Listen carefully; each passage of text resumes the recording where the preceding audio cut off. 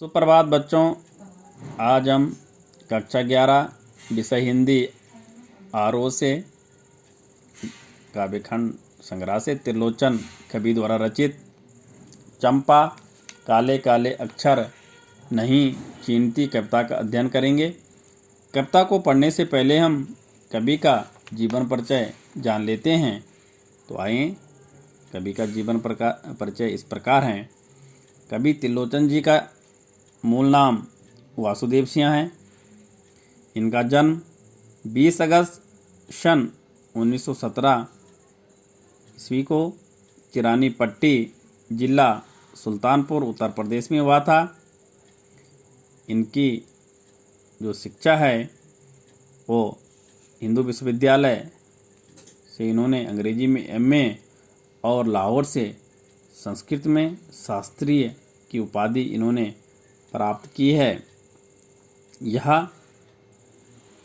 आधुनिक हिंदी साहित्य के प्रगतिशील कविता के सशक्त हस्ताक्षर के रूप में जाने जाते हैं। इन्होंने हिंदी साहित्य में दर्जनों पुस्तकें लिखी है और हिंदी को एक समृद्ध बनाया है। इन्होंने पत्रकारिता के क्षेत्र में भी कार्य किया है और पत्रकारिता के क्षेत्र में सक्रिय रहे हैं। इन्होंने प्रभाकर, बानर, हंस, आज और समाज जैसी अनेक पत्र पत्रिकाओं का संपादन किया है और 9 दिसंबर सन 2007 को गाजियाबाद में इनका निधन हुआ है। और बच्चों, इनकी जो प्रमुख रचनाएं हैं, धरती गुलाब, बुलबुल दिंगा, ताप के ताए हुए दिन, शब्द, उस जनपद का कवि हूँ, अर्घान तुम्हें सौंपता हूँ, चैती, अमोला, मेरा घर, जीने की कला, ये काव्य से हैं। देशकाल, रोजाना मचा, काव्य अर्थबोध, मुक्तिबोध की कविताएं, गद्य, हिंदी के अनेक कोशों के निर्माण में महत्वपूर्ण इन्होंने योगदान दिया है। कवि त्रिलोचन जी ने प्रमुख जो सम्मान प्राप्त किए हैं, साहित्य अकादमी सलाहकार सम्मान, महात्मा गांधी पुरस्कार, उत्तर प्रदेश सम्मान से इन्हें सम्मानित किया गया है। हिंदी साहित्य में त्रिलोचन प्रगतिशील काव्यधारा के प्रमुख कवि के रूप में प्रतिष्ठित हैं। रागात्मक संयम और लयात्मक अनुशासन के कवि होने के साथ साथ बहुभाषाविद शास्त्री भी हैं। बच्चों, इसलिए इनके नाम के आगे शास्त्री भी जुड़ा गया है, लेकिन यह शास्त्रीयता उनकी कविता के लिए बोझ नहीं बनती। त्रिलोचन जी जीवन में निहित मंद लय के कवि भी के रूप में भी जाने जाते हैं। प्रबल आवेग हैं, तुरा की अपेक्षा इनके यहाँ काफ़ी कुछ स्थिर है। तो बच्चों, इनकी भाषा छायावादी रोमानियत से मुक्त है। उसका ठाठ ठेठ गांव की ज़मीन से जुड़ा हुआ है, ज़मीनी से जुड़े हुए कवि हैं। त्रिलोचन हिंदी में सनेट को स्थापित करने वाले कवि के रूप में भी जाने जाते हैं। इन्होंने ग्रामीण, कहने का मतलब है कवि त्रिलोचन जी ने ग्रामीण परिवेश में, गांव के परिवेश में, गांव की दिनचर्या, गांव के जीवन, गांव का जो वातावरण है उस पर इन्होंने कविता लिखी है। त्रिलोचन जी की जो बोलचाल की भाषा है वो चुटीला और नाटकीय रूप बनाकर कविता का एक नया आयाम देते हैं। कविता को प्रस्तुति का अंदाज कुछ अलग सा है और इनकी वस्तु और रूप की प्रस्तुति का भेद इनमें नहीं रहता है। तो कवि ने इस पाठ के माध्यम से चंपा काले काले अक्षर नहीं चीनती नामक कविता धरती संग्रह में संकलित है। यह पलायन के लोक अनुभवों को मार्मिकता से अभिव्यक्त करती है। कविता में अक्षरों के लिए काले काले जो शब्द हैं, विशेषण का प्रयोग किया गया है, जो एक ओर शिक्षा व्यवस्था के अंतर्विरोधों को उजागर करता है तो दूसरी ओर उस दारुण यथार्थ से भी हमारा परिचय कराता है, उसकी दुखद कष्टों से भी क्या है, हमारा परिचय कराता है। आर्थिक मजबूरियों के चलते घर टूटते हैं। काव्य नायिका चंपा अनजाने ही उस शोषक व्यवस्था के प्रतिपक्ष में खड़ी हो जाती है, जहां भविष्य को लेकर उसके मन में अनजान खतरा है। वह कहती है, कलकत्ते पर वज्र गिरे। कलकत्ते पर वज्र गिरने की कामना करती है। जीवन के खुरदुर यथार्थ के प्रति चंपा के संघर्ष और जीवन को प्रकट करती है। तो बच्चों, ये इस प्रकार का इस पाठ का सार है। चंपा काले काले अक्षर नहीं चीनती, इसके बारे में हम कविता के माध्यम से पढ़ेंगे कि चंपा काले काले अक्षर नहीं चीनती। तो इस पाठ में कुछ कुछ कठिन शब्द है बच्चों, इसको पहले हम जान लेते हैं। जैसे चिन्हती, चिन्हती का मतलब होता है पहचानती, और इसमें कुछ और कठिन शब्द है। अचरज, अचरज जो यहाँ पे अचरज है, इसका मतलब होता है आश्चर्य। क्या होता है? आश्चर्य होता है। कुछ यहाँ पर चिन्हों, चिन्हों का मतलब होता है अक्षरों या निशानों से हैं। तो इसके ये कुछ कठिन शब्द है। ग्वाला, जैसे आगे हम इस कविता में पढ़ेंगे। ग्वाला, ग्वाला का मतलब होता है गाय का पालन पोषण करने वाला, गाय को चराने वाला। इसमें है कुछ और कठिन शब्द है। चंचल, चंचल का मतलब होता है शोक, शरारती। नटखट, कुछ नटखट है, नटखट का मतलब होता है शरारती होता है। और उद्यम है, उद्यम का मतलब होता है शोर शराबा, चंचलता, हलचल से भरी हुई शरारतें। और कुछ इसमें और होता है कठिन शब्द गोदना। तो गोदना का अर्थ होता है बच्चों कि शरीर पर कुछ अक्षर अथवा चित्र उकेरने की कला। तो ये इसमें कठिन शब्द है। और जैसे इसमें कुछ कठिन शब्द है। बालम है, और बालम का मतलब होता है ये पति। बालम का मतलब होता है बच्चों पति। तो इस प्रकार के कठिन इसमें शब्द है। गोना है, इस जैसे इसमें एक शब्द है गोना। गोना का मतलब होता है कि विवाह के पश्चात दूसरी बार क्या होता है, ससुराल चले जाना। तो ये तो इसमें कठिन शब्द है बच्चों। अब हम कविता के बारे में पढ़ते हैं। आइए देखें कविता की पंक्तियाँ इस प्रकार हैं। चित्र के माध्यम से भी आप समझ सकते हैं, और इस कविता की पंक्तियों को हम इस प्रकार पढ़ते हैं। चंपा काले काले अक्षर नहीं चिन्हती का मतलब है बच्चों, चंपा क्या है? काले काले अक्षर। ये जो किताबों पे, पुस्तकों में जो काले काले जो अक्षर लिखे हैं उनको नहीं पहचानती है, उनके बारे में उसे कतई भी ज्ञान नहीं है। चंपा काले काले अक्षर नहीं चीनती, मैं जब पढ़ने लगता हूँ वह आ जाती है। खड़ी खड़ी चुपचाप सुना करती है, उसे बड़ा अचरज होता है इन काले चिन्हों से कैसे ये सब स्वर निकला करते हैं। कवि कह रहा है कि चंपा क्या है? काले काले अक्षर को बिल्कुल नहीं पहचानती है।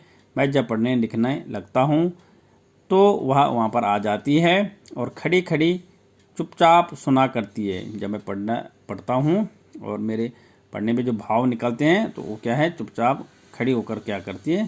सुना करती है। उसे बड़ा अचरज होता है, उसे बड़ा आश्चर्य होता है इन काले चिन्हों से कैसे ये सब स्वर निकला करते हैं। इस प्रकार उसे क्या होता है? आश्चर्य होता है कि ये जो काले काले अक्षर हैं ये सारे स्वर इनके अंदर कैसे निकलते हैं, किस प्रकार निकलते हैं। इसलिए उसे बड़ा ताजुब होता है, बड़ा आश्चर्य उसे होता है। आगे देखें। चंपा सुंदर की लड़की है, सुंदर ग्वाला है, गाय भैंस रखता है। चंपा चौपायों को लेकर चारावाही करने जाती है। चंपा क्या है बच्चों? सुंदर की लड़की है। सुंदर क्या है? एक ग्वाला है। ग्वाला का मतलब होता है जो गायों को चराने वाला है, पशुओं को चराने वाला होता है। उसके पास क्या है? गाय भैंस भी है और उनको चराता है। चंपा चौपायों को लेकर चारावाही करने जाती है। चौपाई मतलब चार पैरों वाला। चार पैर कौन है? किसके होते हैं? जैसे गाय और भैंस है। तो चंपा इन चार पैरों वाले पशुओं को क्या लेकर जाती है? चरवाही कराने जाती है, यानी उनको चराने जाती है, चुगाने जाती है। चंपा अच्छी है, चंचल है, नटखट भी है। कभी कभी उद्यम करती है, कभी कभी वह कलम चुरा देती है। जैसे तैसे उसे ढूंढ कर जब लाता हूँ पाता हूँ अब कागज गायब, परेशान फिर हो जाता हूँ। कभी कह रहा है चंचल क्या है? चंपा क्या है? अच्छी है, बुरी नहीं है, पर क्या है, वो चंचल है, नटखटी है और उद्यम करती है। वो चंचल है, नटखटी यानी शरारत करती है, और उद्यम करती है मतलब शोर शराबा करती है और हलचल भरी बार शरारतें वो करती है, पर लेकिन इतनी बुरी भी वो नहीं है। वो क्या करती है, कभी कभी वह कलम चुरा देती है, कभी का पेन चुरा देती है, कलम चुरा देती है। जैसे तैसे उसे ढूंढकर जब मैं लाता हूँ और पाता हूँ तब तक देखता हूँ, फिर कागज़ मेरे टेबल से क्या हो जाता है, गायब हो जाता हूँ, और कभी क्या हो जाता है, परेशान हो जाता है इस चंपा की शरारतों से। चंपा कहती है, तुम कागज ही गोदा करते हो दिन भर, क्या यह काम बहुत अच्छा है? यह सुनकर मैं हंस देता हूँ, फिर चंपा चुप हो जाती है। कभी कहता है कि चंपा कहती है उसके लिए, कभी को कहती है कि तुम कागज ही गोदा करते हो दिन भर। तुम गोदना मतलब कई प्रकार, गोदा मतलब लिखना होता है, अक्षरों को, चित्रों को उकेरना होता है, तो ये भी एक कहने की कला होती है। तो उसका कहने का मतलब है जो हम पुस्तक पर कभी लिखता है, तो वो कहते हैं आप दिन भर गोदा करते हो, क्या यह काम बहुत अच्छा है? लिखने का काम क्या है, ये बहुत अच्छा है। या सुनकर मैं क्या कर देता हूँ, हंस देता हूँ। कभी कहता हूँ मैं हंस देता हूँ, फिर चंपा क्या हो जाती है, चुप हो जाती है। उससे मेरा हंसना क्या है, अपना एक अपने पे कमी महसूस होती है और वो क्या हो जाती है, चुप हो जाती है। उस दिन चंपा आई, मैंने कहा कि चंपा तुम भी पढ़ लो, हारे गाड़े काम सरेगा। गांधी बाबा की इच्छा है सब जन पढ़ना लिखना सीखें। एक दिन क्या है, चंपा फिर उस कवि के पास आई है। मैंने उससे कहा चंपा तुम क्या करो, पढ़ लिख लो, और पढ़ लिख करके हारे गाड़े काम सरे का मतलब होता है कठिनाइयों में काम आएगा। हारे गाड़े काम सरने का मतलब होता है बच्चों कठिन समय में क्या है, ये पढ़ाई क्या है, काम आएगी। गांधी बाबा की भी यही इच्छा है कि सारे जन पढ़ना लिखना सीख जाए, मतलब लोग, सभी लोग क्या है, पढ़ना लिखना सीखें। ये इसी प्रकार की गांधी बाबा की भी क्या थी, इच्छा थी। तो चंपा ने यह कहा कि मैं तो नहीं पढ़ूंगी, तुम तो कहते थे गांधी बाबा अच्छे हैं, वे पढ़ने लिखने की कैसे बात कहेंगे, मैं तो नहीं पढ़ूंगी। तो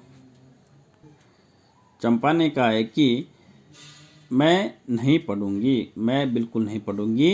तुम तो कहते गांधी बाबा अच्छे हैं, अगर गांधी बाबा अच्छे होते हैं तो पढ़ने लिखने की बात क्यों करते, फिर भी मैं नहीं पढ़ूंगी, मैं बिल्कुल नहीं पढ़ूंगी।